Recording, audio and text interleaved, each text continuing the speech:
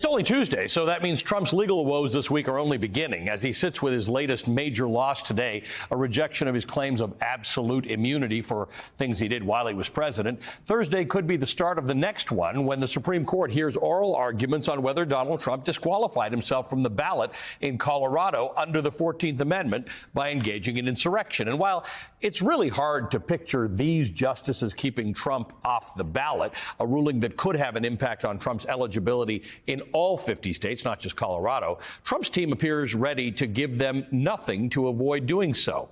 In their final brief yesterday, if that's anything of a window into their plan to present an argument, it defies logic. It argues that no court, not even the Supreme Court of the United States, has the ability to decide that he is ineligible, and one that Judge J. Michael Luttig calls an 11th hour Hail Mary that he considers, quote, tantamount to an acknowledgement that they have all but concluded their arguments have become so weakened by the briefing of respondents and their supporting amici that they believe the Supreme Court is likely to hold the former president as is disqualified under the 14th Amendment. Joining us now is that former federal judge, Michael Luttig. Judge, good to see you again. I think you were being pretty clear with the fact that you thought that was a ridiculous argument that this is not for the Supreme Court to adjudicate. Thank you very much for having me with you this evening, Ali. Let me begin this discussion by reference to today's decision. Today's decision from the United States Court of Appeals for the District of Columbia Circuit was historic. It's a landmark decision holding that a former president is never immune from federal prosecution for offenses committed against the United States when he or she was president of the United States. I do not expect the Supreme Court to review that decision by the D.C. Circuit. In the D.C. Circuit case, a number of my friends and former colleagues in 6 Republican administrations prior to the Trump administration filed an amicus brief with the D.C. Circuit Court of Appeals in which we argued that a president is never immune from federal prosecution for offenses committed while he was president. But if there's one single instance in which he or she is not immune, it is where, as here with the former president, he or she attempted to remain in power in violation of the executive vesting clause of the Constitution, preventing the peaceful transfer of power and denying his successor, in this instance, President Joe Biden, the powers of the presidency to which he had rightfully become entitled.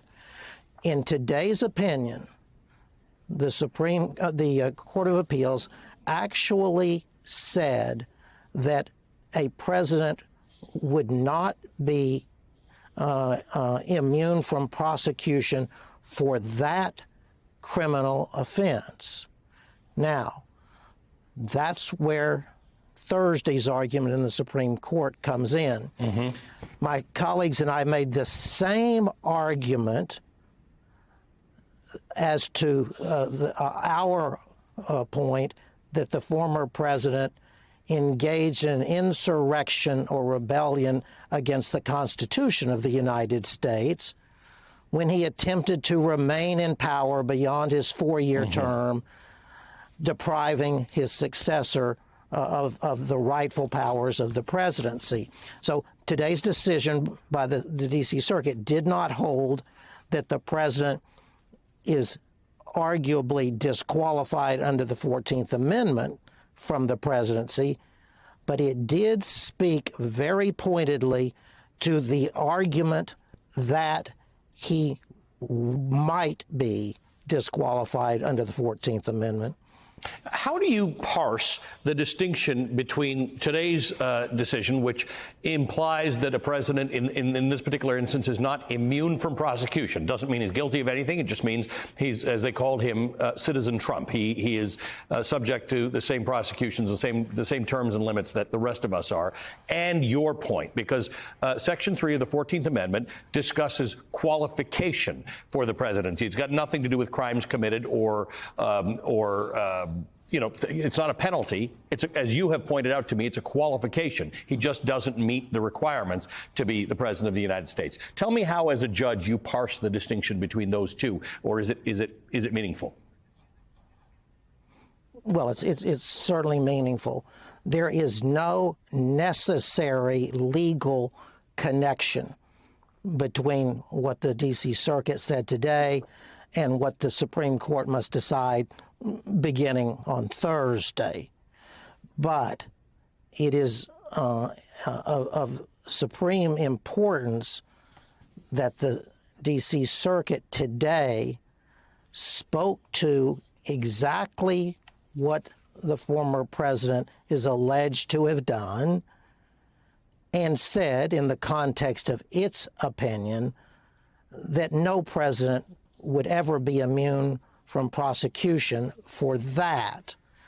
Now it's up to the Supreme Court to decide whether the former president's insurrection or rebellion against the Constitution of the United States, when he attempted to remain in power beyond his 4-year term and deprive his successor, Joe Biden, of the powers of the presidency, or attempted to, whether that is an insurrection or rebellion against the Constitution of the United States within the meaning of Section 3 of the 14th Amendment. Now, as I said, my colleagues and I have filed a brief in the Supreme Court on that very question, and we have argued to the Supreme Court that that is the quintessential insurrection or rebellion against the Constitution of the United States. And of course, we believe that on its face disqualifies him, the former president, from the presidency in 2024, provided the Supreme Court concludes that Section 3 actually extends to the President of the United States of America, which we are confident also that the court will do.